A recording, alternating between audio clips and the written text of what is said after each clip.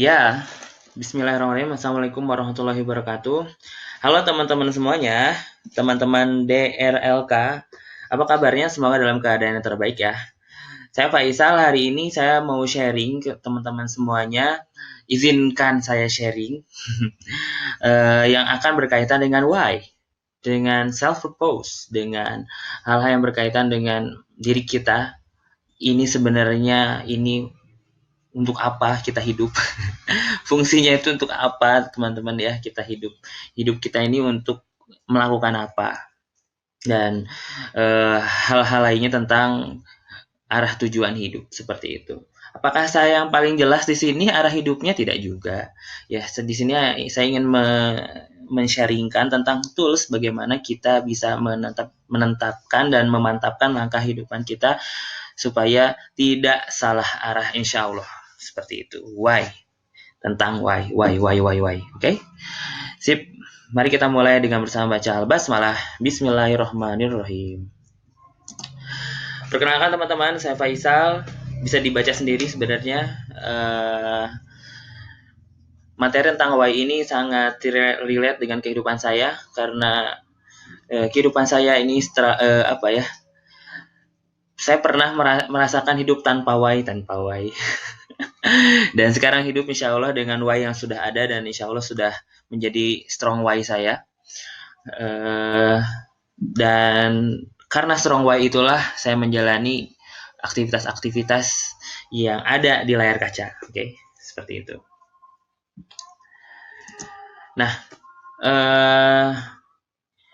baik, setelah perkenalan sudah tahu, dan memang dari why ini pun menjadi hal yang menarik teman-teman. Kenapa? Karena tidak semua orang di dunia ini hidup menjalani kehidupan itu dengan why. Teman-teman semuanya, sebelum menjelaskan why-nya, saya ingin menjelaskan why saya menjelaskan why. Gimana ya? Pusing nggak? Apa alasan kenapa saya menjelaskan why ini? Jadi problematikanya adalah banyak sekali orang-orang yang tidak punya arah hidup, teman-teman. Jadi contoh orang nggak punya arah hidup itu ketika ditanya, kamu kenapa mengikuti nih ininya ya, one wordnya why, atau kenapa Anda melakukan pekerjaan ini, atau kenapa kuliah di jurusan ini, atau kenapa beraktivitas di sini, atau kenapa mengadakan proker ini, dan mengapa lainnya, itu tidak menjawab why-nya, tidak menjawab dua hal. Bagi saya why itu dua. Satu adalah kondisi ideal, dua adalah keresahan. Jadi kalau tidak dengan dua hal ini, maka itu bukan why, teman-teman. Bisa itu how atau what. Contoh, kamu kenapa kuliah di ITB?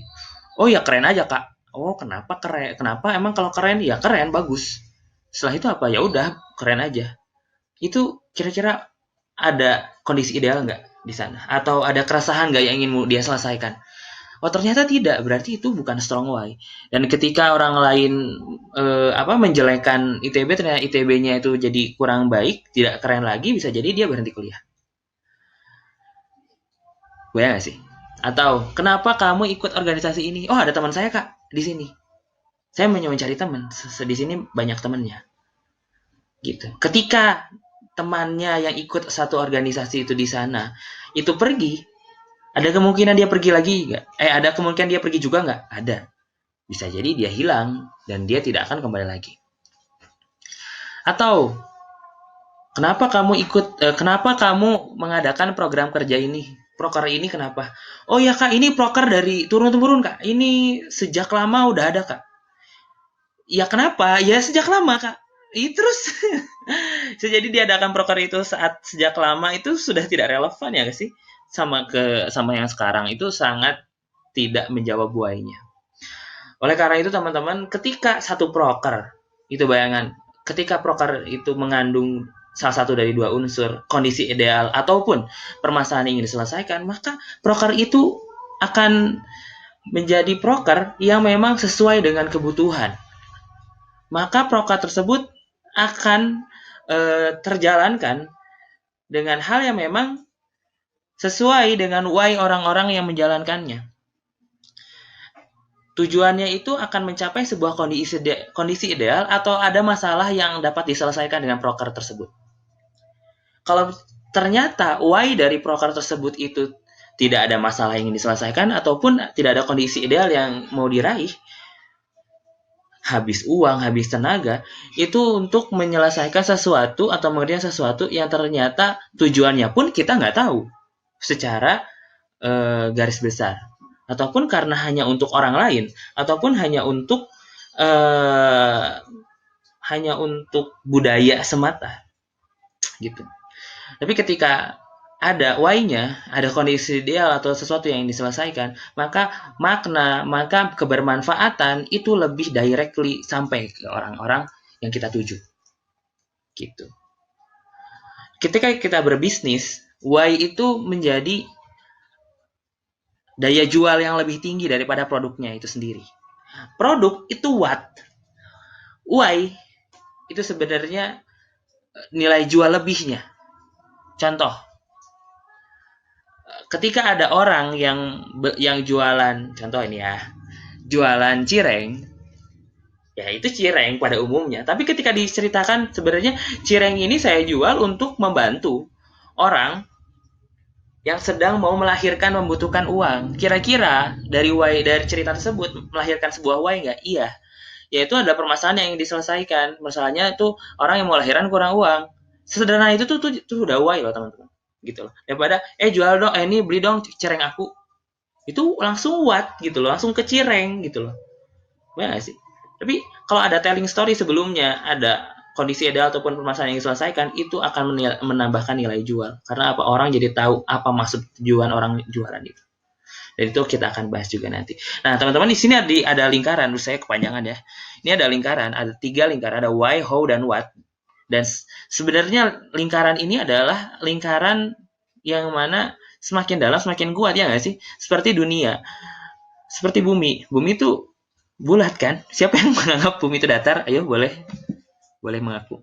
Ya, sebenarnya bumi itu ada intinya. Inti bumi itu adalah sesuatu yang tidak bisa digerakkan, dipindahkan, itu intinya, itu core of the core gitu loh. Tapi how dan what itu seperti lapisan bumi yang kita bisa keruk, kita bisa pindahkan, kita bisa gali, dan kita bisa habiskan gitu loh. Itu bisa hilang, tapi why gak bisa karena itu intinya. Sebenarnya dari why, how, dan what itu di luarnya ada lagi, yaitu apa teman-teman? Itu who. Itu yang lebih parah, lebih luar gitu garisnya, lebih nggak kuat. Who itu, ya itu siapa? Gara-gara orang kita memberikan sesuatu, orangnya hilang, kita nggak semangat lagi. Gitu loh. Nah, why inilah yang menjadi inti dari semuanya, yang mana manfaatnya itu kita kalau misalnya udah dapat why-nya, kita unstoppable gitu loh, sampai kita mendapatkan why-nya. Kita meraih why tersebut. Oleh karena itu teman-teman, kita hari ini kita ingin supaya semua orang yang mendengarkan dan mendapatkan materi ini itu punya why-nya dalam hidup, dalam berkarya, memiliki 2 alasan terbaik, entah itu sesuatu yang ingin dicapai secara ideal ataupun memiliki keresahan yang ingin diselesaikan dalam kehidupannya. Seperti itu. Itu konsep why yang pertama. Lalu saya ingin bercerita tentang hal ini. Ini gambar apa teman-teman? Oh, jelas sekali ya terlihatnya. Oke, langsung saja. Ini adalah Bandung tahun 1920 kurang lebih. 1900 awal. Di mana itu ada Gedung Sate ya guys. Gedung Sate, itu ada pesawat terbang dan berbagai macam kondisi yang Bandung nggak sekarang banget ya. Itu kosong banget, Masya Allah, bisa main bola di sana, bisa buka lapak di sana ya. Banyak sekali lapak-lapak untuk jualan. Oke, skip. Ini Bandung teman-teman. Ini Bandung. Tapi ternyata apa yang terjadi beberapa puluh tahun setelahnya menjadi seperti ini. Masya Allah. Banyak sekali perbedaannya. Apa yang membedakan? Bangunan oke. Apalagi? Ya, lebih hijau, lebih berwarna fotonya. Betul sekali, teknologi. Lebih banyak bangunannya, jalannya, ada mobilnya juga, dan segala macam. Oke, kita tahan dulu. Lanjut. Ini apa teman-teman? Ya, betul. Ini adalah reruntuhan. Tapi sebenarnya runtuhan dari apa? Ini adalah runtuhan dari peristiwa bom dari Hiroshima dan Nagasaki. Sudah sehancur ini, teman-teman. Tapi ternyata apa yang terjadi? Ini adalah Hiroshima hari ini. Ya, blur sih, tapi lihat perbedaannya. Sungguh luar biasa perbedaannya. Karena ini adalah sebuah proses. Proses apa nanti ya bocorannya. Tapi ini adalah sebuah perubahan yang sangat cukup drastis. Ini Ka'bah. Ini Mekah 1960-1970. Belum ada 100 tahun dari sekarang. Itu luar biasa perbedaannya ya. Bagaimana tawafnya, bagaimana kondisinya. Belum ada Zam-Zam Tower dan segala macam, tapi bagaimana Ka'bah hari ini sangat berbeda. Luar biasa. Tapi sebenarnya teman-teman, dari 3 gambar tersebut apa sih maksudnya? Maksud disampaikannya? Why-nya apa? Why-nya apa? Ya, why-nya apa? Sebenarnya teman-teman, semua perubahan di 3 kota, di 3 tempat itu berasal dari why. Kenapa berasal dari why? Berasal dari why karena orang-orang itu memiliki sebuah kondisi ideal. Bahwasanya Bandung itu harus menjadi kota yang berkembang maju. Karena Bandung memiliki keresahan. Keresahannya apa? Adalah Bandung, ibu kota provinsi, harus maju pembangunannya sehingga bisa memfasilitasi masyarakat seprovinsi se-Jawa Barat. Begitu juga Ka'bah ini. Ka'bah harus Masjidil Haram, kompleksnya itu harus besar. Kondisi ideal dicapai, diraih, berawal juga dari sebuah keresahan karena apa? Semakin banyaknya membludak jamaah umat muslim mau tidak mau, itu semakin banyak, dan di 2040 mau tidak mau juga umat muslim itu menjadi 1/3 penduduk dunia. Dan bagaimana Masjidil Haram sebagai tempat peribadahan untuk memenuhi rukun Islam yang terakhir, itu bagaimana untuk menampung jamaah sebanyak itu? Maka ada kondisi ideal yang terus menjadi bensin untuk berbenah dan memperbaiki. Akhirnya ini adalah sebuah hasil karya dari why orang-orang di sana, why orang muslim di sana, gitu loh. Dan tidak mudah menciptakan hal ini, gitu loh. Tidak mudah. Karena apa? Karena akan banyak sekali rintangannya, akan banyak sekali permasalahannya untuk menciptakan kondisi seperti ini. Tapi kalau misalkan tidak punya why yang kuat, ada masalah sedikit pasti akan mundur. Kalau startnya dari how atau dari who ya tadi, karena orang-orangnya hilang ya nggak akan dilanjutin gitu loh. Kalau misalkan sesuatunya hilang ya nggak akan dilanjut, tapi kalau kenapanya belum selesai maka dia tidak akan pernah berhenti. Seperti itu. Dan yang terpenting dari semua why ini, semua infrastruktur ini, semua pembangunan ini, dan semua peradaban ini adalah orang-orangnya, teman-teman. Dan orang-orang inilah yang harus memiliki why yang kuat. Sehingga dapat menciptakan peradaban yang besar. Kok gede banget peradaban? Kok gede banget sih? Kejauhan gak sih, Kak? Ya bukan masalah kejauh apa enggak, tapi why itu yang membuat kita bergerak, why itu yang membuat kita berkarya. Besar dan kecilnya, hasil itu adalah urusan Allah. Itu adalah hadiah dari Allah. Maka why itulah yang menjadikan kualitas dari pergerakan seseorang. Oke, itu ada konsepnya.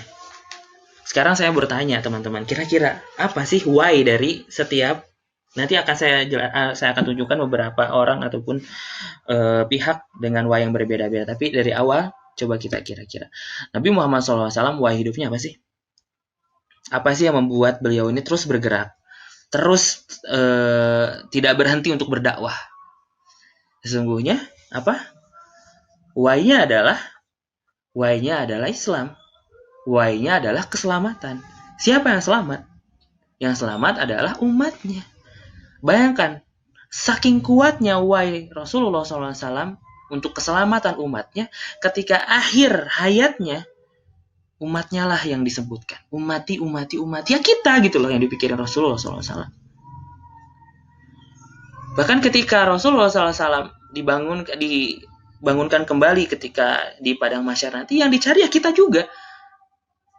Ya bukan yang lain, itu why terkuatnya. Karena saking kuatnya why beliau itu. Dilempari batu ya dilempari kotoran, ya terus aja gitu loh. Ya kita dilempari batu sakit, ya pundung. ya sakit hati. Ya gimana ya kan? Ya bisa jadi why kita belum sekuat Rasulullah SAW. Kita belum ada apa-apanya kalau berbuat kebaikan. Ya begitu juga why yang lain gitu loh. Dan Rasulullah SAW ini adalah sebuah percontohan why yang menurut saya ini yang paling ideal gitu sebagai seorang manusia. Gitu loh. Yang bagaimanapun why terbaik adalah Allah Subhanahu wa taala. Kembali ke Allah, kembali pada apa yang Allah ridhoi, kembali kepada apa yang Allah ingini, kembali kepada apa yang Allah perintahkan. Seperti itu. Maka selagi ya belum tersampaikannya firman-firman Allah, hadis-hadis yang Rasulullah SAW miliki, maka Rasulullah SAW tidak akan pernah berhenti dalam berdakwah untuk keselamatan umatnya. Kedua, ini apa teman-teman? Gojek ini. Bukan pagi-pagi.com ya, agak mirip sih. Gojek why-nya apa teman-teman? Langsung aja ya. Why-nya Gojek adalah Nadiem Makarim punya keresahan.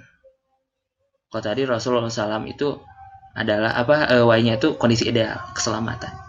Kalau ini keresahannya apa? Resahnya adalah banyak sekali orang Jakarta pulang kantor kelamaan di jalan, di rumahnya bentar. Gara-gara macet guys. Mau naik ojek itu jauh gitu. Akhirnya Nadiem Makarim membuat Gojek supaya apa? Supaya orang-orang di kantoran itu bisa pulang cepat ke rumah, kembali ke keluarganya dan punya waktu yang banyak buat keluarga. Kebayang nggak sih? Gitu loh. Itu tuh why. Gitu. Dan GoFood, apa sih why-nya GoFood tuh banyak orang. Ini masalah juga nih permasalahan. Banyak orang yang kalau misalkan mau nitip makanan atau sesuatu ke temennya, itu tuh nggak kesampein. Misalkan nge-WA, nitip bro, di jalan ya lagi di Gerlong, nitip dong, ini makan ini. Taunya pas balik, nyampe ke rumah, nggak bawa apa-apa. Sorry bro, tadi nggak cek HP, lowbat apa segala macam. Akhirnya nggak jadi. Nah, untuk memfasilitasi atau menyelesaikan masalah tersebut, dibuatlah GoFood. Ya kayak gitu teman-teman, dari masalah kecil jadi produk besar gitu loh. Ya tergantung why-nya. Gitu loh. Kalau kita benar-benar udah resah banget, itu udah fix, ini tuh emang harus dibenerin, harus diselesain masalahnya. Apapun bisa terjadi, bahkan dari masalah tadi aja muncul produk sebesar ini gitu loh. Lanjut. LPPOM MUI pernah dengar? Pernah ya? Sedikit edukasi. LPPOM MUI why-nya apa? Tahun 1994 itu muncul isu, 1990-an lah. Muncul isu flu babi. Kok flu babi? Isu minyak babi di mana? Di Ajinomoto. Di mana? Itu tuh apa Ajinomoto? Itu nyebut merek, tapi ini perlu disampaikan. Itu tuh mecin itu dipakai semua orang. Bayangkan seluruh Indonesia tuh bahkan pakai mecin, dan Ajinomoto Sasa itu tuh yang paling hits pada saat itu. Taunya ada minyak babinya. Gimana nggak geger gitu loh. Kayak basic needs, taunya ada yang haram. Akhirnya waktu itu di UB di Malang, Profesor Tri, beliau itu menganalisis yang sampai akhirnya muncullah inisiasi untuk ada jaminan kehalalan, karena ternyata pada saat itu yang biasa dimakan aja bisa jadi nggak halal gitu loh. Ada minyak babinya ternyata yang biasa dimakan, bayangin. Ya kalau nggak ada yang ngejamin siapa gitu loh. Akhirnya adalah LPPOM MUI untuk menjamin kehalalan produk, karena halal industri itu nggak seperti halal pada zaman Rasul. Zaman Rasul belum make up itu belum belum seglowing sekarang gitu loh. Untuk makanan juga nggak seribet sekarang prosesnya gitu, ribet banget sekarang tuh dicampur apa sampai nggak kelihatan lagi kalau rasa melon emang di situ ada melonnya kan, enggak juga. Nah disitulah LPPOM MUI ada, dan selagi masih ada industri dan menghasilkan produk dan belum terjamin kehalalannya, LPPOM MUI akan terus ada dan panjang umurnya dan tidak akan terhentikan oleh apapun. Gitulah semangat mereka. Karisma ITB, saya sedikit cerita. Ini ada sebuah organisasi remaja di Salman ITB yang mengurusi remaja sekota Bandung. Why-nya apa? Why-nya adalah keresahan tentang remaja. Remajanya seperti apa? Dulu tuh remaja di kota Bandung itu seneng banget tahun 1980-an tuh geng motor gitu loh. Mainannya motor, geng motor terus. Akhirnya mereka nggak ada yang ngajarin mereka ngaji, nggak ada yang ngajarin mereka sholat terus segala macam, dan karisma turun untuk memperbaiki hal itu. Sekarang geng motornya udah nggak ada, geng motornya udah nggak ada, tapi permasalahan remaja makin banyak, makin ngeri. Dan karisma akan selalu tetap ada selagi masih ada permasalahan remaja, selagi ada remaja yang belum merasakan nikmatnya Islam selagi mereka belum tersentuh bagaimana dakwah secara nyata.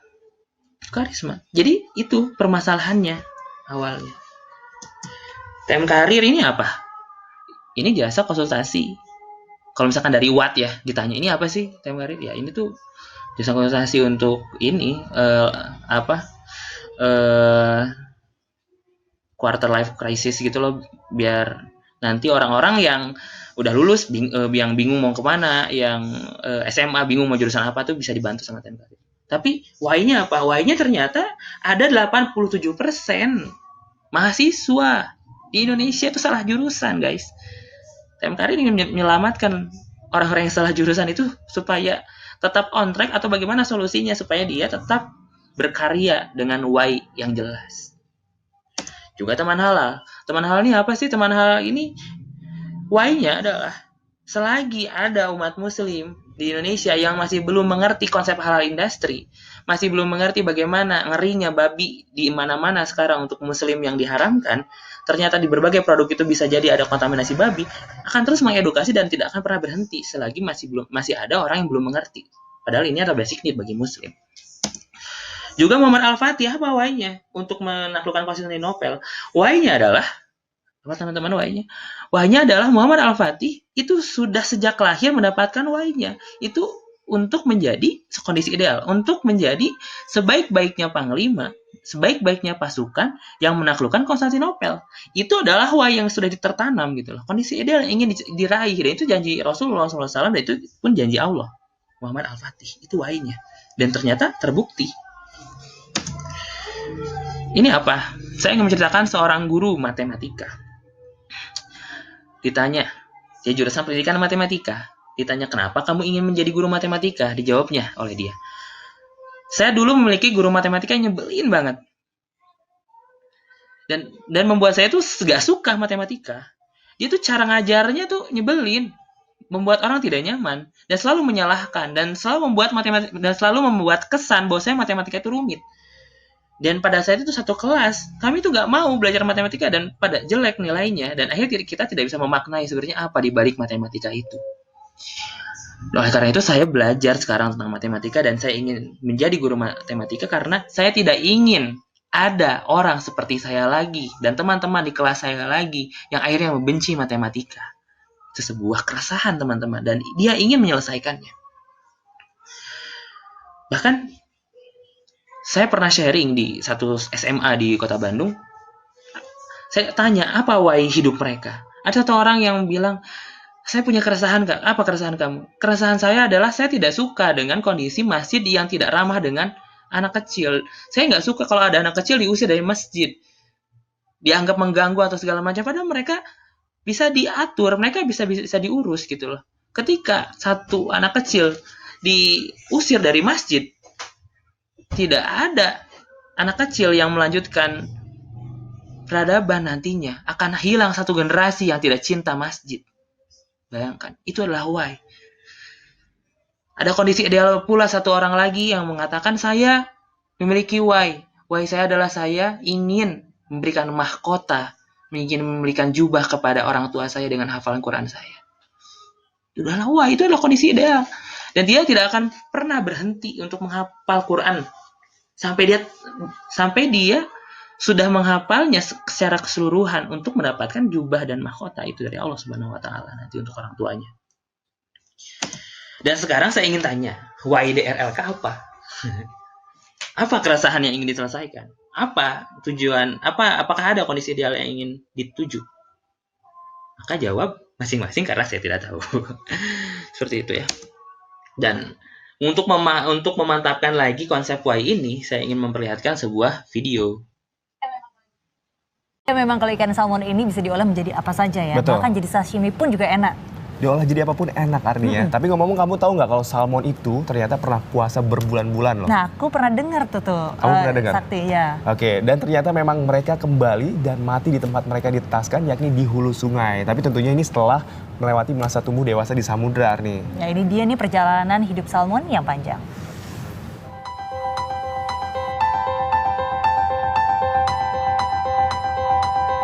Jenis ikan satu ini begitu populer. Dagingnya yang empuk dengan rasa khas membuatnya lezat disantap dalam berbagai olahan. Dimakan mentah pun banyak yang suka. Inilah ikan salmon. Salah satu jenis ikan termahal di dunia ini memiliki perjalanan hidup yang panjang hingga bisa terhidang di meja. Ikan laut yang berasal dari keluarga Salmonidae ini biasa hidup di perairan Samudra Pasifik dan Samudra Atlantik. Tapi siapa sangka hidup salmon dimulai dari hulu sungai di pegunungan es daratan Amerika. Telur salmon ditetaskan di sini. Dari ribuan telur yang dihasilkan, hanya separuhnya saja yang bisa menetas. Benih salmon hidup di dasar sungai yang berkerikil dengan memakan plankton. Salmon kecil menghabiskan waktunya di hulu sungai selama sekitar 1 tahun. Musim semi tiba, ribuan salmon muda berkoloni melakukan perjalanan panjang menuju Samudra Pasifik. Tahun pertama merupakan masa kritis karena salmon harus menghadapi predator seperti hewan, bahkan manusia. Salmon dewasa tumbuh di perairan samudra yang luas dan dingin. Setelah berpetualang di lautan selama 4 hingga 7 tahun, akhirnya salmon dewasa yang siap bereproduksi akan kembali ke sungai dengan cara berkoloni. Perjalanan pulang tidaklah mudah. Banyak rintangan yang dihadapi seperti berenang melawan arus, melewati air terjun hingga ancaman dari beruang, elang bahkan manusia. Migrasi yang menempuh jarak panjang membuat salmon harus berpuasa dari makanan selama berbulan-bulan. Perjalanan yang sulit membuat mereka tidak memiliki waktu untuk makan. Cadangan lemak dalam tubuhnya merupakan sumber makanan yang memberi kekuatan selama perjalanan kembali ke sungai. Pemakaian lemak tubuh ini akan menyebabkan perubahan sisik pada ikan salmon. Namun dari ribuan salmon yang bermigrasi, tak semuanya sampai dengan selamat. Banyak pula yang mati karena terjerat jaring ataupun karena kelelahan dan dimangsa elang. Sesampai di sungai, dalam keadaan lelah, salmon akan menggali tanah di dasar sungai untuk membuat lubang berkisar 25 hingga 30 cm untuk tempat menyimpan telur. Telur dari salmon betina berjumlah 3.000 sampai 8.000 butir yang kemudian akan dibuahi oleh salmon jantan. Selesai pembuahan, ikan salmon jantan dan betina akan mati beberapa hari kemudian karena kehabisan energi. Ikan salmon mati di sungai yang sama tempat ia lahir. Ada 7 jenis salmon, yang termahal adalah jenis sturgeon. Untuk kaviar atau telur ikan ini harganya mencapai 21 hingga 112 juta rupiah per kilogram. Ikan ini tergolong ikan purbakala yang hanya bisa ditemukan di bumi bagian utara. Norwegia, negara produsen ikan salmon Atlantik terbesar di dunia, telah menguasai sekitar 86% pasar dunia. Norwegia melakukan proses pembenihan, pemberian vaksin, dan pembesaran ikan salmon.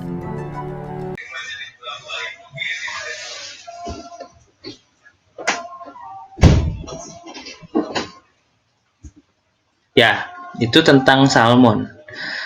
Apa yang bisa diambil pelajaran dari salmon? Ya, ini langsung ya. The show must go on. Teman-teman, salmon itu ikan, ya. Ikan, sebenarnya tadi ceritanya belum beres juga. Ikan salmon itu ikan dari sungai, terus dia besarnya di laut. Terus untuk bertelurnya dia balik lagi ke sungai di tempat di mana dia lahir. Sebuah perjalanannya panjang banget. Jadi ada beruang yang bisa makan dia, ada harus melawan arus, bayangkan harus melawan arus, harus menggali lubang yang dalam, dan itu panjang banget dan itu sulit gitu untuk seekor ikan.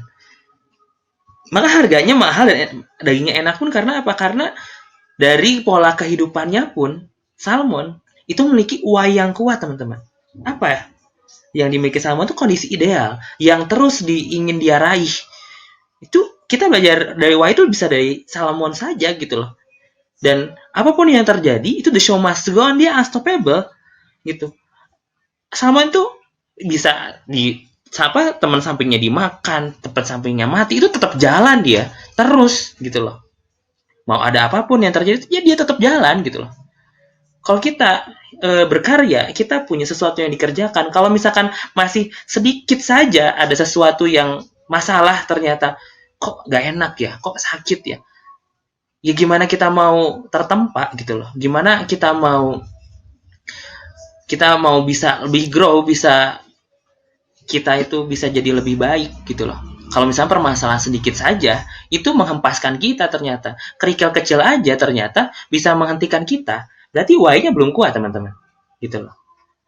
Kita berarti why-nya belum kuat.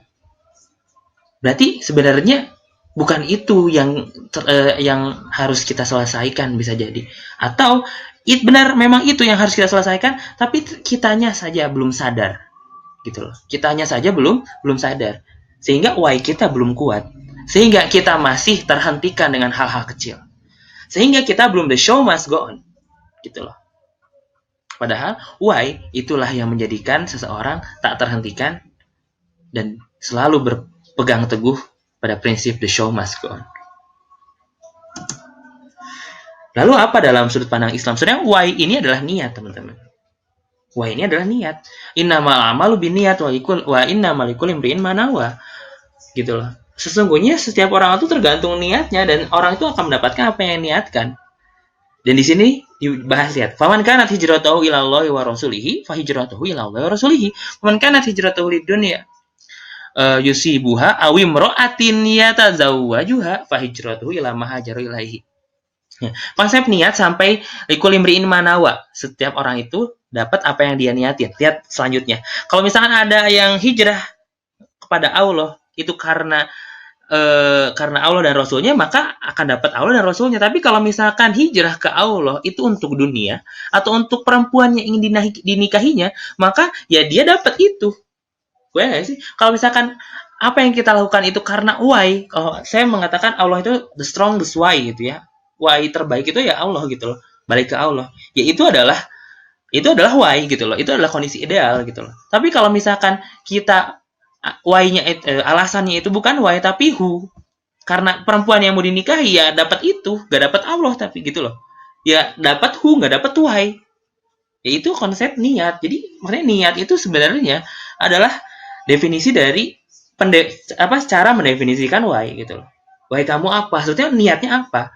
Why kamu mengerjakan proker ini apa? Maksudnya niatnya apa? Tujuan utama itu apa? Gitu aja sebenarnya. Tapi nggak semua orang melakukan dan menerapkan konsep ini, teman-teman. Maka ini yang harus kita bumikan. Gitu loh. Dan bagaimana dunia tanpa why? Dunia tanpa why itu ya dunia yang biasa-biasa saja. Maksudnya apa?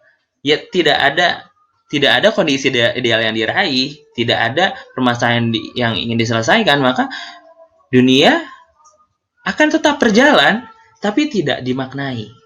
Gitu. Tapi tidak dengan konsep bagaimana kita akan kembali ke Allah. Tapi dengan konsep bagaimana kita memperbaharui niat.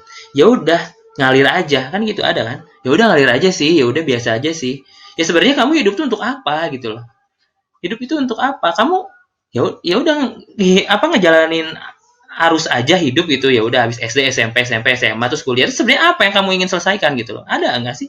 Coba bayangin ya, hidup dengan why. Ada 10 orang manusia di depan saya misalkan. 10 orang itu punya why yang hebat, maka ada 10 masalah di dunia ini akan selesai oleh dia. Ya akan diikhtiarkan selesai oleh dia, bayangkan. Jika ada 10 orang tanpa why di hadapan saya, maka dia akan hidup tanpa menyelesaikan masalah apapun. Tanpa sesuatu yang mungkin bermanfaat bagi orang banyak.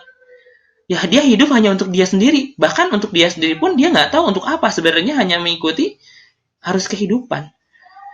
Jika orang dengan why itu seperti salmon yang menerjang arus, mencapai sebuah kondisi ideal, harus mencapai kondisi ideal, the show must go on. Orang tanpa why itu seperti ikan mati, ikan salmon yang mati, yang tergenang dan terbawa arus. Orang tanpa why akan terbawa arus zaman tanpa tujuan hidup. Maka bagaimana untuk mencari why, teman-teman? Sekarang pikirkan, teman-teman. Coba tulis, coba renungkan. Sebenarnya apa sih masalah terbesar atau keresahan terbesar yang ada dalam hidup teman-teman? Ya seperti tadi, seperti seorang anak SMA yang resah masjid itu kok anak kecil diusir-usir. Itu keresahan, teman-teman. Karena apa? Di masa yang akan datang, Dia bukan ingin menjadi marbot masjid, bukan. Tapi itu peran dia ingin memakmurkan masjid dan menjadikan masjid itu bagaimana menjadi sebuah rahim peradaban mulai dari anak kecil. Maka cita-cita zaman sekarang itu bukan profesi, tapi peran. Peran itu lahir dari why, teman-teman. Gitu loh. Perannya apa? Perannya apa? Perannya apa? Bukan profesi, bukan jabatan, tapi peran, gitu loh. Bayang nggak sih, teman-teman? Itu penyelesaian masalah. Masalah udah banyak banget di akhir zaman seperti ini. Udah banyak banget. Tapi kalau kita santuy, coba selesaikan satu persatu. Coba selesaikan satu fokus gitu loh. Satu fokus. Itu. Coba pikirkan apa yang mau diselesaikan. Apa permasalahannya apa? Setelah tahu why-nya, harus tahu bagaimananya. Harus tahu kenapanya, harus tahu bagaimana menjadikan why itu langkah teknis. Dan harus tahu apa yang mau dijalaninya nanti produknya. Dari why, turun ke how, turun ke what. Seperti itu alur kerjanya, mekanismenya.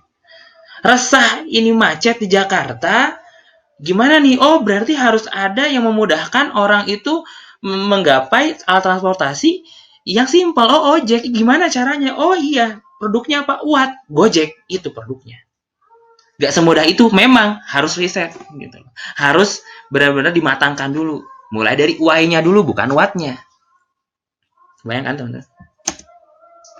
Dan apakah penting why dalam berkarya? Iya. Supaya apa? Supaya langkahnya panjang. Supaya problem solving.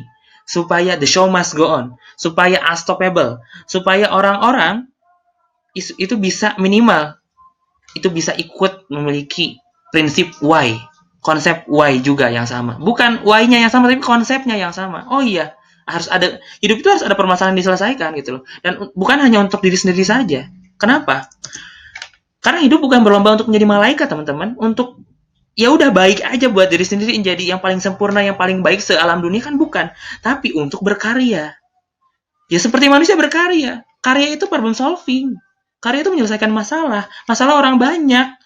Itulah, umat ini banyak masalahnya. Pilih salah satu, fokuskan, selesaikan, coba ikhtiarkan. Itu baru konsep why yang sebenarnya. Bayangkan, teman-teman. Maka apa why-mu? Ini nggak bisa interaksi ya. Jadi coba pikirkan, tulis. Benar nggak itu why, teman-teman? Benar nggak selama ini itu menjadi keresahan selama ini? Bisa nggak diturunin ke bagaimananya, ke how-nya? Apa coba kira-kira what-nya? Maka teman-teman, dengan why itu sebenarnya why terbaik itu adalah Allah. Tapi ya tadi turunannya tuh banyak gitu loh. Yang mau diraih itu untuk mencapai ridho Allah tuh jalannya banyak. Ya kita pilih mau yang mana. Karya apa, masalah yang mana, kondisi ideal yang seperti apa yang ingin kita raih. Dan kenapa harus why? Kenapa harus orang lain? Karena kita itu hidup nggak sendirian, teman-teman. Surga itu luas banget, bisa jadi kita yang tertolong nantinya oleh sahabat-sahabat kita yang ternyata lebih soleh. Ternyata why-nya lebih kuat. Ternyata dampak dari daya why-nya itu lebih luas jangkauannya. Maka kita jangan sampai lepaskan genggaman saudara kita, karena saudara kita itu amanah kita. Kalau misalkan saudara kita belum punya why-nya, maka tuntun. Bisa jadi why-nya sama dan bisa jadi satu tim untuk meraih why yang sama. Dan teman-teman, nantinya kita akan dikumpulkan di padang mahsyar itu bersama orang-orang yang benar-benar kita cintai. Bayangkan jika di padang mahsyar melihat satu golongan, satu lingkaran, ternyata lingkaran tersebut ada Rasulullah SAW, ada Abu Bakar, ada Utsman, ada guru kita, ada saudara kita, tapi kita nggak ada di sana. Tapi ternyata kita berada di lingkaran yang berbeda. Ternyata kita memiliki why yang berbeda selama ini. Ternyata kita cinta sama orang yang tidak cinta pada Allah dan Rasulnya. Ternyata kita mengidolakan seseorang yang ternyata tidak cinta sama Allah dan Rasul. Ternyata itulah kondisi yang begitu mengerikan dan naudzubillahi min dzalik kita merasakan. Maka kita satukan why-nya apa yang terkuat dan terkeren, yaitu ya Allah. Tapi apa turunannya, apa langkah-langkahnya, why apa, kondisi ideal apa? Dan keresahan apa sebenarnya? Balikin lagi, dan semoga kita selama ini tidak cinta dengan orang yang salah, tidak memiliki why yang merujuk pada orang yang salah. Ini terakhir ada video, teman-teman bisa lihat lagi.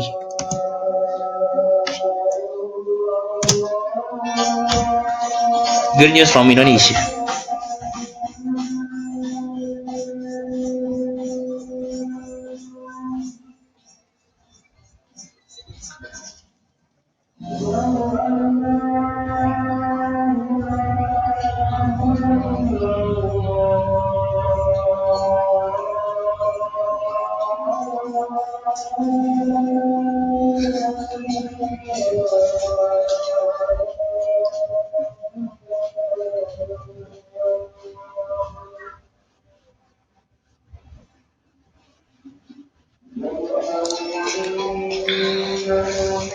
Oh iya tuh lagi, wah ini baru ingat. Tadi itu ada yang kepotong video itu tuh kayaknya belum beres ya. Saya ingin sampaikan dua patah kata kalimat yang masih saya ingat di akhir video teman-teman. Indonesia tuh luas, besar dan luar biasa, maka UI kita selain untuk Allah turunkan lagi gitu. Allah yang utama, amalan seperti apa, tapi turunkan lagi bahwasanya kita itu untuk bangsa kita. Aku untuk bangsaku gitu loh. Ada banyak permasalahan Indonesia pun yang bisa jadi why gitu loh, yang bisa jadi permasalahan yang kita bisa ambil dan kita fokusin untuk kita selesaikan gitu. Dan sebenarnya setelah kita tahu why, setelah kita jadi ini ya rumusnya tuh why, tahu diri sama dengan produk gitu. Produknya apa ya tadi saya sampaikan, kayak apa nih peran yang bisa diambil dari why yang sebegitu besar itu tadi gitu, dan pelan-pelan bisa dicicil gitu. Setelah itu ya tadi, setelah tahu why diri sendiri, produknya, sebenarnya yang kita siapkan sekarang itu adalah sebuah warisan teman-teman, nantinya akan dilanjutkan oleh orang penerus kita. Dan warisan terbaik itu sebenarnya bukan harta benda, bukan fisik bangunan, tapi warisan terbaik adalah mewariskan why, mewariskan value, mewariskan sebuah keresahan, mewariskan sudut pandang kondisi ideal yang harus diraih oleh umat muslim, oleh kita semua. Terima kasih ya teman-teman, semoga jadi kebaikan bagi kita semua.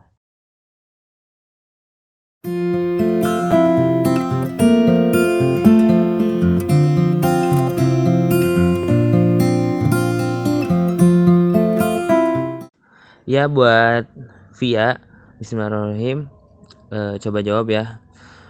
Mungkin gak sih seseorang itu punya why lebih dari satu? Jadi kayak punya banyak keresahan gitu dan ingin menyelesaikan banyak masalah sekaligus. Atau itu karena why-nya belum core why atau gimana tuh Kang? Menurut Akang pribadi, kalau misalkan memang seorang itu resah dengan banyak hal, berarti kayak dia punya kesempatan untuk berbuat baik banyak juga dong gitu. Karena sebenarnya keresahan itu awal mula dari dari produk-produk solusi untuk umat tadi gitu. Nah, kalau misalkan kayak gini banyak keresahan, ini sebenarnya balik lagi ke orangnya, atas kemampuan orang tersebut dalam pengendalian why itu. Kayak misalkan contoh Akang, resah tuh banyak gitu loh, di ranah kampus ada, di ranah ini ada, di ranah pekerjaan ada, di tentang madrasah, dunia madrasah ada, kayak di setiap tempat tuh ada, tetap ada, selalu ada keresahan gitu. Tapi core why, strong why itu kayak keresahan yang kayaknya paling memungkinkan dan paling, jadi kayak kita pun bisa menganalisa gitu dari setiap keresahan itu, sekiranya keresahan mana nih yang paling possible banget dilakukan dan dampaknya itu luas, terus kayak emang ini keresahan untuk banyak orang. Jadi kita lihat skala kebermanfaatan yang bisa diambil ketika kita menyelesaikan permasalahan tersebut gitu loh. Nah, ketika itu ternyata ada, ya ambillah itu untuk menjadi core why. Dan permasalahan yang lain bukan ditinggalkan tapi satu persatu gitu loh. Karena penyelesaian masalah ini perlu fokus. Satu persatu, satu ada produknya jalan. Jadi semacam kayak, baik lagi ya benchmarknya kayak Gojek gitu. Gojek itu awal mulanya ya pasti Gojek dulu dong gitu kan, si transportasinya dulu dong. Lama-lama ternyata emang ada keresahan lain sebenarnya di balik itu, tentang makanannya lah, tentang apa, akhirnya disatu padankan menjadi satu aplikasi yang memang multifungsi gitu. Nah, baik lagi nanti ketika why itu banyak, what-nya bisa satu nggak? Kalau nggak berarti bisa beberapa, berarti butuh tim, butuh apa segala macam. Nah, jadi start with why di sini start juga dari yang memang possible, yang apa tadi skala kebermanfaatannya lebih luas yang mana, dan yang paling meresahkan banyak orang gitu loh. Gitu, yang bisa kebermanfaatnya bisa dirasakan untuk banyak orang gitu. Tidak semua masalah harus diselesaikan saat ini juga. Kita sudah resah, insya Allah itu sudah dicatat menjadi amal baik ketika keresahan itu ada sebuah niat untuk menyelesaikan keresahannya gitu. Jadi kalau menurut Akang sih satu-satu dulu, pelan-pelan, mana dulu nih, pilih-pilih dulu, dianalisa lagi mana yang sekiranya paling memungkinkan bisa dikerjakan terlebih dahulu. Manfaatannya tadi ya intinya ya yang udah disampaikan gitu.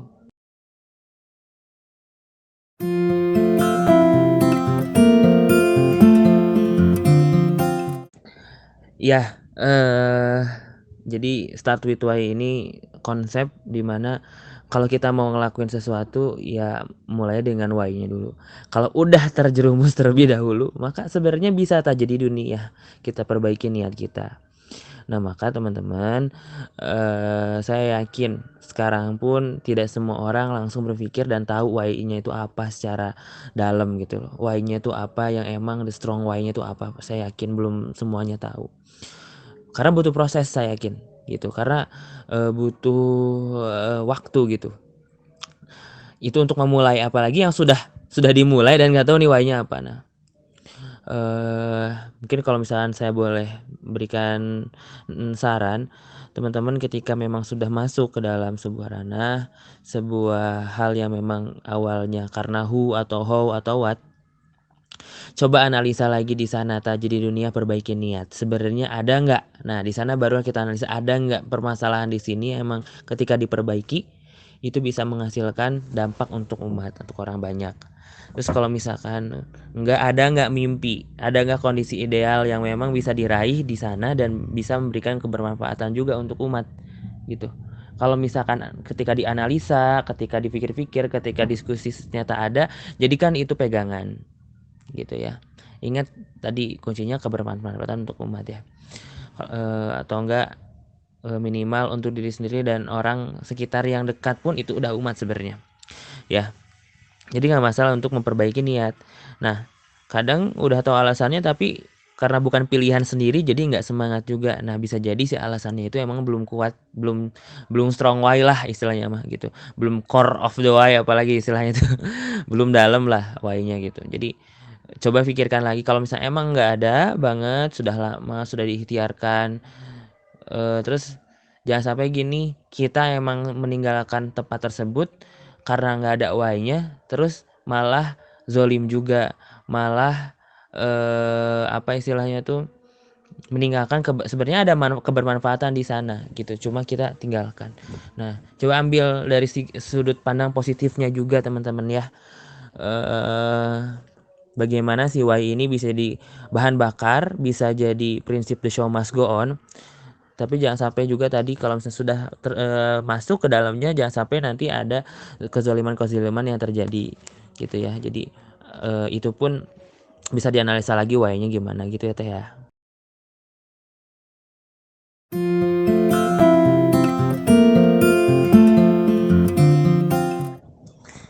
Bismillahirrahmanirrahim. Ya. Kita coba jawab. Dalam melakukan sesuatu seolah tanpa why hanya selama itu baik ya udah. Salah nggak sih Kang? Enggak sih. Jadi teman-teman why itu kan niat ya. Ya singkatnya gitu kan niat. Niatnya itu sebenarnya untuk apa sih? Kalau ketika untuk kebaikan contoh ya. Untuk kebaikan supaya apa? Dalam kebaikan itu ketika ini baik, saya niatkan untuk ibadah, itu udah why gitu loh, udah selesai sebenarnya. Tapi kita bayangkan sebenarnya ibadah ini untuk siapa? Untuk Allah.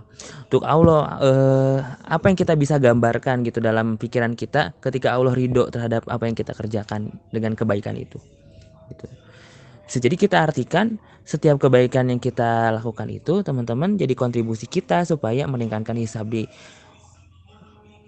di nanti yaumul hisab, bisa jadi peringan langkah kita menuju surga. Itu bisa didefinisikan sampai sana sebenarnya. Jadi teman-teman, adanya pematerian ini sebenarnya lebih memaknai lagi dalam bagaimana pentingnya kita berniat dalam sebelum melakukan aktivitas. Jika sebelumnya kita memang ya sudah, yang penting baik, kita jalani, lo nggak masalah gitu loh. Tapi di sini coba kita maknai lagi. Sebenarnya di balik niat itu ada apa yang tersembunyi, apa yang belum kita maknai dalam niat itu, apa ternyata ada apa saja sih yang bisa kita jadikan acuan untuk berniat melakukan sesuatu. Jadi seperti itu. Tidak masalah kalau misalkan selama ini kita melakukan sesuatu menurut kita baik, gitu ya. Gitu. Bisa jadi itu adalah kebutuhan, ya kan?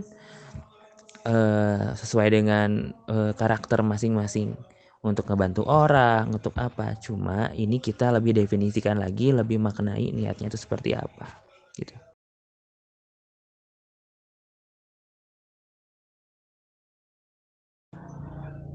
Yaps, betul. Jadi sering gak sih kita dengar teman-teman lurusin lagi ya niatnya, lurusin lagi ya niatnya.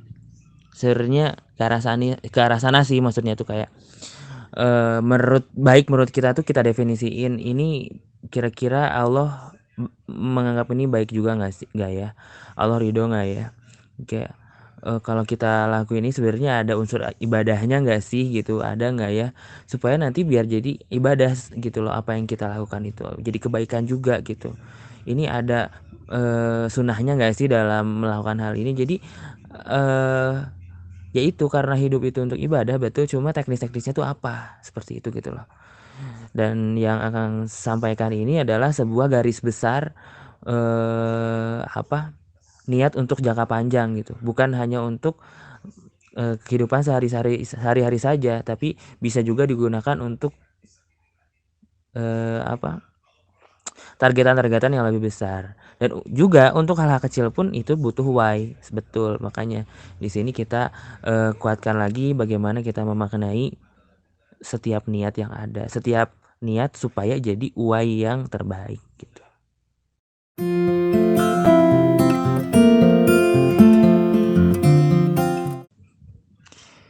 Yap, seperti pertanyaan yang di atas, insya Allah nggak apa-apa teman-teman ya, tidak ada yang salah kok gitu.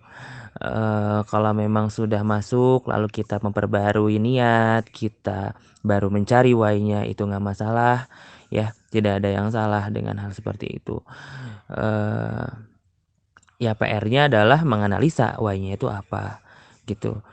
Dan kalau misalkan yang lebih mudahnya lagi, sebenarnya hikmah di balik kita masuk ke dalam sebuah organisasi atau menjalankan proker tanpa tahu sebelumnya itu apa pun, ketika kita sudah definisikan, itu bisa jadi hal yang memang jadi amal jariah juga ketika kita sampaikan ke adik kelas kita, ke orang penerus kita. Itu jadi sebuah warisan juga yang bisa diturunkan gitu.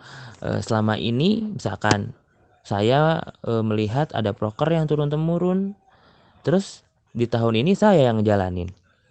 Nah, saat saya jalani, saya udah tahu bagaimana konsep why. Akhirnya saya cari why-nya apa sih sebenarnya yang emang bisa diambil gitu dari sini. Sebenarnya permasalahan apa yang sebenarnya dicoba diselesaikan. Oh, ternyata nemu.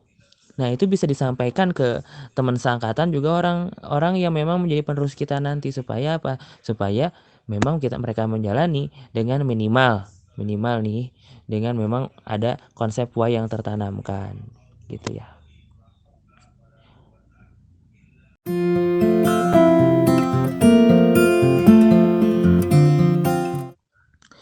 Ya, bismillahirrahmanirrahim teman-teman. Kembali lagi, ini pertanyaan yang mungkin agak mirip, tapi coba saya jelaskan dengan penjelasan yang lain. Kalau misalkan nentuin why-nya di tengah-tengah gimana, seperti jurusan ya. Saya ingin sedikit cerita. Ada teman saya anak ITB. Beliau ini sebenarnya dari segi bakat itu sosial banget teman-teman. Kalau boleh saya bilang, dia itu ahli marketing sebenarnya. Tapi dia terjebak dalam dunia teknik industri. Lalu satu malam dia konsultasi, dia ngobrol. Kebetulan saya praktisi talent mapping akhirnya. Ya, kita sharing tentang talent mapping dia dan bagaimana kita menentukan arah langkah hidup dia selanjutnya. Yang dalam artian kita merangkai why kembali dalam kehidupan dia saat itu, waktu itu tuh dia emang menjalani perkuliahannya, dan setelah perkuliahan why diri dia tuh untuk apa. Dan setelah kita berbincang, berdiskusi, melihat kepribadian dia, melihat bakat dia, melihat keunikan dan kekuatan dia, ternyata memang betul dia tuh emang ahlinya, dia ahli marketing, dia sosial banget gitu. Lalu kita membuat kesepakatan, istilahnya gimana nih dengan bakat seperti ini, sebenarnya ada nggak sih permasalahan yang bisa diselesaikan, yang ini ranahnya TI, ranahnya teknik industri, tapi kayak apa ya, dengan kondisi kamu yang enggak teknik industri banget lah istilahnya, ada nggak sih yang bisa diselesaikan dengan bakat seperti ini, dengan karakter orang seperti ini. Ternyata setelah dianalisa, setelah kita diskusi, ternyata ada satu ranah, yaitu marketing engineer. Dan itu tuh cukup rumit ya, harus menguasai engineeringnya dan harus menguasai marketingnya, dan orang seperti beliau cukup mampu untuk menguasai dua hal tersebut gitu, karena core-nya itu di marketingnya. Engineer cukup di pengetahuan umumnya dan dia sudah menguasai. Jadi permasalahannya pada saat itu adalah banyak sekali produk-produk engineer buatan Indonesia yang ternyata kalah saing di pasaran dunia karena kurang marketing. Jadi kurang lebih seperti itu. Jadi ya bisa saja why itu di tengah jalan teman-teman didapatkan. Istilahnya pun kita harus bisa pintar-pintar mengidentifikasi hikmah gitu loh. Bukan saja tentang diri sendiri sekali lagi, tapi bisa jadi hikmah itu pun bisa berdampak untuk orang lain yang berasal dari diri sendiri gitu. Maka kalau terjebak di jurusan yang salah, mungkin saran saya kepada siapapun adalah kita coba lihat ada nggak gitu yang memang sesuai dengan diri kita, bakat kita, keahlian kita, yang memang selaras dengan jurusan tersebut dan bisa memecahkan sebuah permasalahan, atau kita bisa membangun mimpi dari hal tersebut gitu. Terus yang kedua, bisa nggak Kang orang malah down gara-gara why-nya udah terselesaikan sama orang lain? Kalau gitu gimana mengatasinya? Atau itu gara-gara why-nya kurang besar? Sebenarnya baik lagi kita definisikan why itu ya. Why itu kan permasalahan yang ingin diselesaikan. Jadi contohnya gini, teman-teman kalau misalkan teman-teman lihat ada di depan sebuah masjid, kita katakan Masjid Agung Bandung lah yang semua orang tahu. Di sana ternyata banyak banget sampah. Itu mulai yang kering, yang basah itu numpuk di depan mimbar, ataupun tergeletak banyak sekali berserakan di dalam maupun di luar masjid. Bayangkan ketika ada masalah tersebut, itu masalah ya. Ternyata ada yang bersihin, ada yang buangin, ya kan? Ada yang buangin, ada yang ngepelin, ada yang bawa sampahnya ke TPS. Kira-kira kita jadi down atau kita jadi senang? Gitu. Guru saya dulu pernah bilang, kalau misalkan seorang muslim itu melihat permasalahan muslim yang lainnya itu selesai oleh saudaranya, maka kita harus senang. Gitu ya. Kita harus senang. Jadi itu dia, ketika ada masalah sudah kita fokuskan ternyata sudah selesai, maka tugas kita adalah beranjak ke masalah yang lain dan kita selesaikan masalah yang lain itu. Gitu teman-teman ya. Tapi kalau misalkan emang down, coba analisa lagi, coba pikirkan lagi. Sebenarnya dalam why-nya itu benar-benar ingin menyelesaikan masalah, atau ada niatan lain, atau ada keinginan lain. Gitu. Jadi kalau misalnya lagi down, coba pikirkan lagi, coba tenangin diri lagi gitu loh. Ya.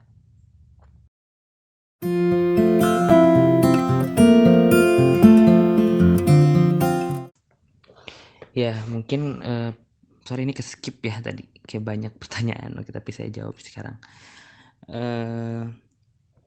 Ngendaliin why itu sama seperti ngendaliin ego.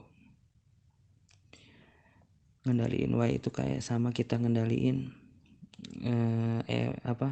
energi. Jadi mana dulu yang possible, mana dulu yang memungkinkan, yang emang sumber dayanya ada, mana yang kebermanfaatnya lebih luas, itu yang dijalani dulu gitu. Tahu sih, oh ini sebenarnya yang ini bisa sih gitu, ini gede banget sih, tapi ternyata pendukungnya nggak ada gitu, tapi ternyata nggak memungkinkan. Jadi turunin ego di situ, turunin kendalikan energinya gitu, supaya emang kita punya kekuatan itu terfokuskan pada sesuatu yang langsung dapat dirasakan manfaatnya oleh orang banyak. Jikapun kita fokuskan ke situ dan memang butuh waktu, bersabar gitu dan bertahanlah, karena emang mempertahankan Y itu bukan hal yang mudah, sulit banget. Lihat kan ikan salmon tadi, gimana lahir aja langsung di atas kerikil batu yang keras, masih bayi guys gitu loh, sudah keras hidup salmon itu. Maka tidak aneh kalau melahirkan daging empuk yang enak banget dan mahal banget. Bayangin 200 gram aja 120.000 guys.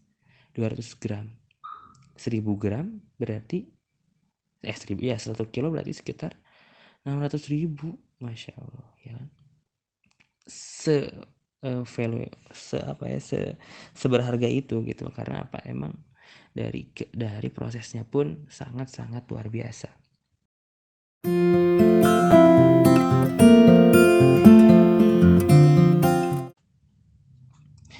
Ya teman-teman, bagi saya dalam surat Al-Baqarah itu dijelaskan salah satu ayatnya itu wala taqtumul haqq, janganlah menutupi sebuah fakta ataupun kebenaran. Juga ketika memang kita merujuk pada sebuah hadis, man su'ila an ilmin faqatamahu ujima yaumal qiyamati bijamin min narin. Ketika kita ditanya sebuah ilmu dan kita tidak masalah ini, faqatamahu ujim man su'ila an ilmin, dan dan kita itu nutupinya gitu loh. Itu tuh Allah akan belenggu kita di api neraka nanti. Kayak tentang ilmu tuh jangan pelit-pelit teman-teman. Kalau misalnya kita kalau kita menunggu kesempurnaan terlebih dahulu dari yang kita miliki sekarang, maka tidak akan ada seorang pendakwah satupun, karena tidak ada satupun orang yang sempurna. Ketika saya sampaikan ini, jika memang ternyata saya pun belum kuat, kok masih pelin-pelan, tapi kok ada ilmunya, maka ayo bareng-bareng teman-teman. Maka bareng-bareng kita merajut Y tersebut, entah menjadi satu Y yang sama ataupun menjadi sebuah Y yang berbeda-beda nantinya. Tapi tidak masalah kita untuk menyebarluaskan value ini gitu loh. Kebaikan, ilmu itu jangan sampai ditutup-tutupi. Jangan sampai kita tidak menyampaikan apa yang harusnya tersampaikan kepada orang. Mungkin itu yang saya pikirkan.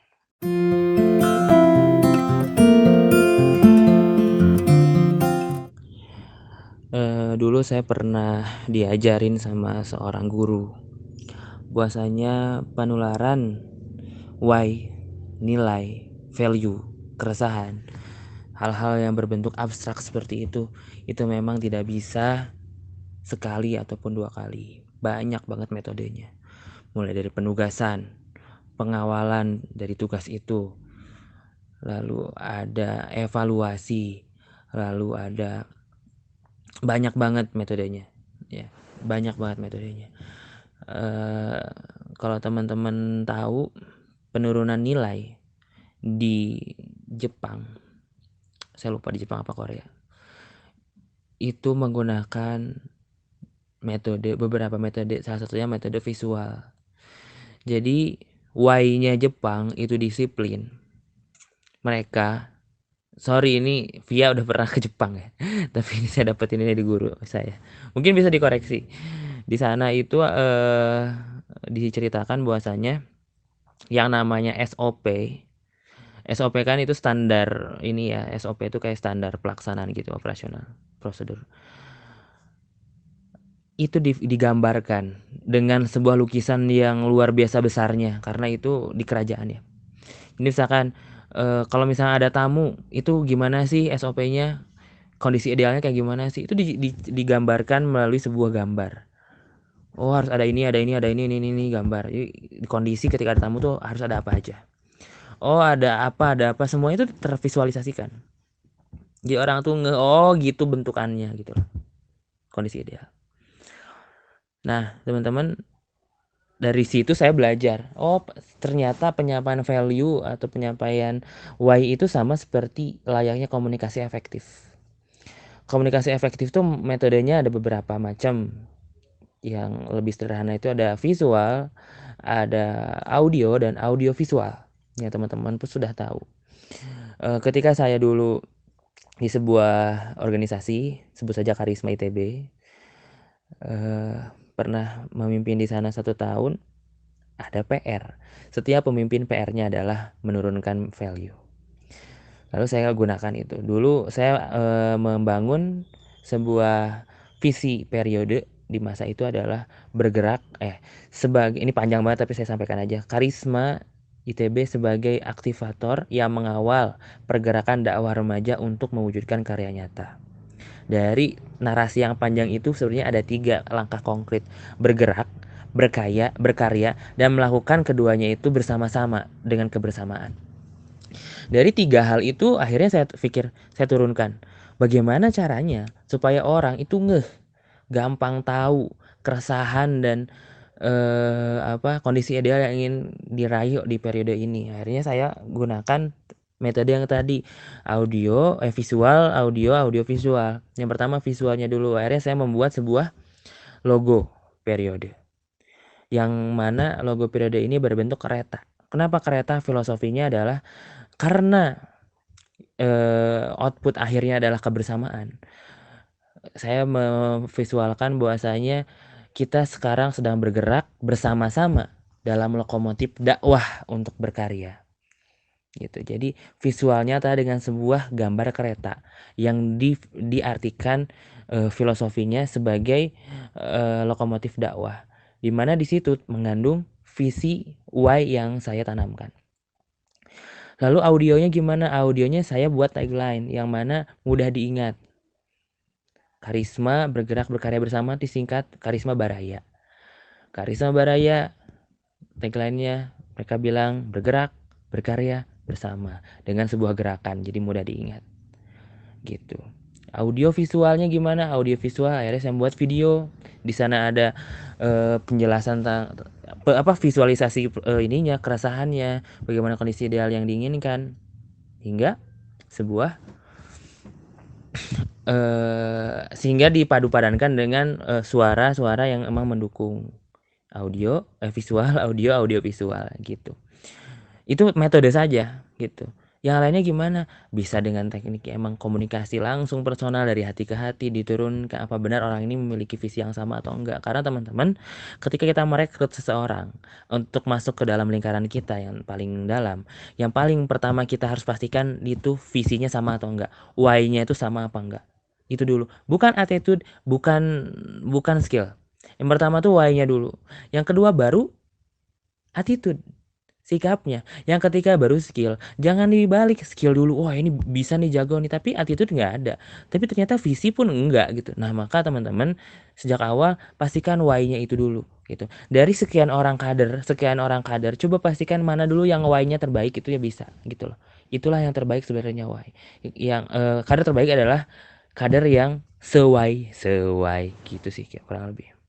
Sedikit cerita aja. Oh iya, satu lagi, penyampaiannya itu harus terus-menerus ketika rapat. Bahkan jadi bahan bercandaannya pun adalah tentang visi kita, tentang why kita. Tentang hal itu harus disampaikan terus-menerus 1000 kali. Guru saya dulu pernah bilang gitu, 1000 kali sampaikan. Sampai kok bosen ya nggak apa-apa, sampai kok kemimpiin ya nggak apa-apa gitu. Ya karena untuk membumikan visi, membumikan why itu tidak mudah. Untuk supaya orang tuh memiliki why yang sama, keresahan yang sama itu ya nggak mudah gitu. karena toh terlahir dari rahim yang berbeda, menjalani kehidupan dengan episode yang berbeda, bagaimana kita bisa memaksakan. Jadi gitu. Makanya ada yang bilang kan, apakah masih relevan organisasi ini? Apakah visi ini masih relevan sama sekarang? Karena apa? Zaman berubah gitu loh. Zaman berubah, orangnya pun berubah karena semangat zaman itu adalah tergantung semangat manusianya gitu. Semangat manusia itu harusnya itu untuk menyelesaikan permasalahan di setiap zamannya gitu. Jadi ketika why kita belum sampai ke mereka, bisa jadi mereka emang belum ngeh dengan apa yang kita resahkan. Perlu dibenturkan dengan permasalahan yang sesungguhnya, atau perlukah memang sekalian langsung mereka terjun untuk mencoba menyelesaikan masalah tersebut gitu. Banyak sekali metodenya.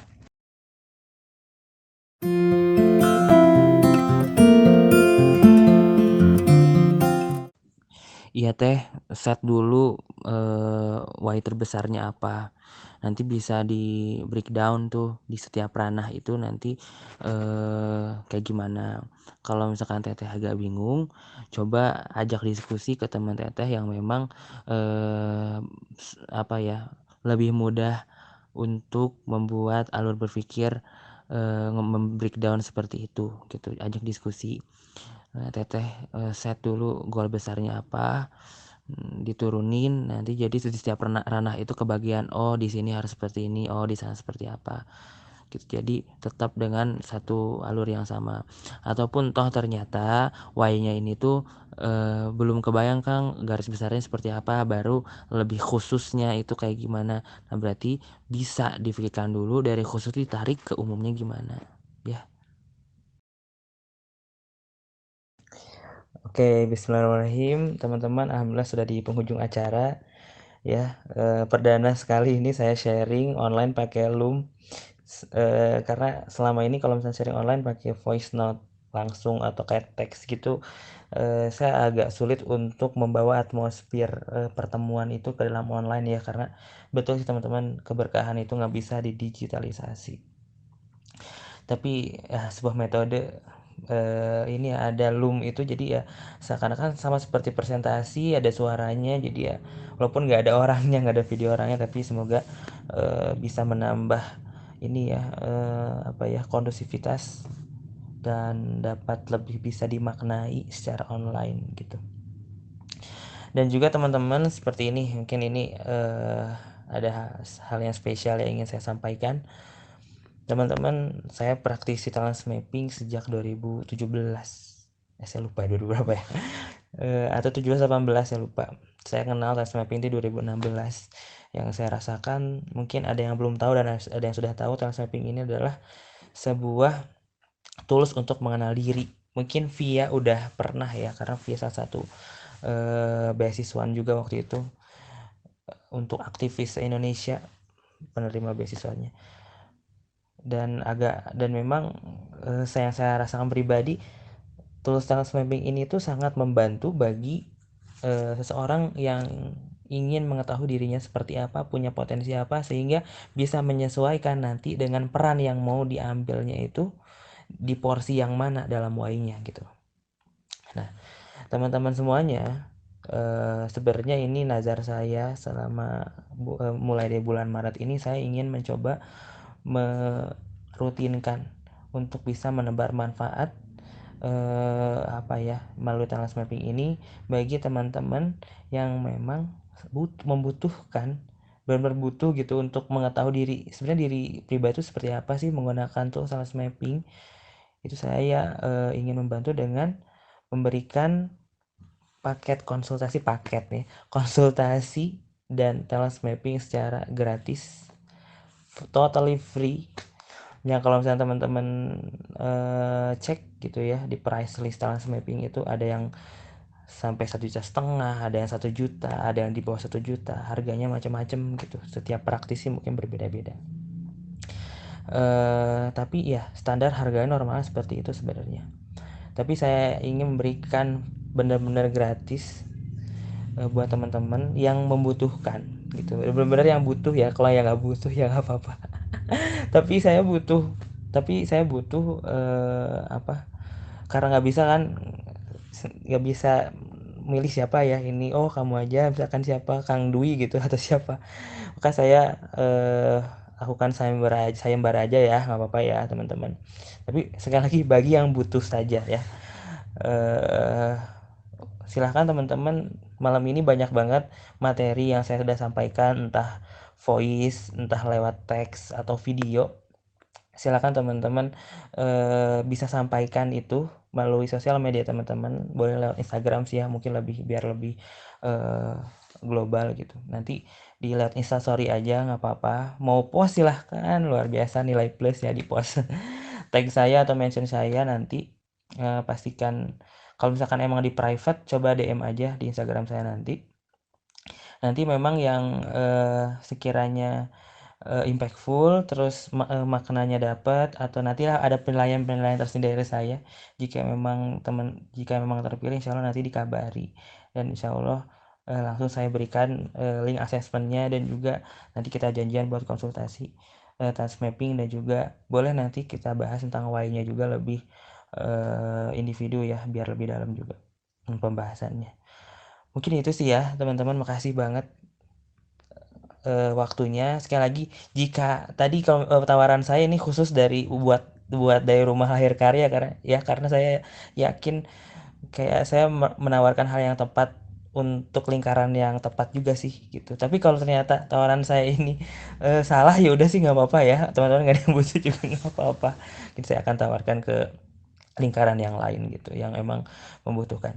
Kalau misalkan emang sekiranya udah talent mapping terus mau ikutan, boleh nanti hak talent mappingnya bisa dikasihin ke pilihan orang tersebut juga boleh, atau ngambil konsultasinya aja silahkan, boleh nanti sama saya ya. Makasih teman-teman semuanya, semua jadi kebaikan dan amal jariah bagi kita semua. Selamat istirahat dan selamat memaknai kehidupan lebih dalam lagi, and always start with why. Assalamualaikum warahmatullahi wabarakatuh. Oh iya, sekali lagi mohon maaf jika ada kata yang salah. Wallahu a'lam bishawab.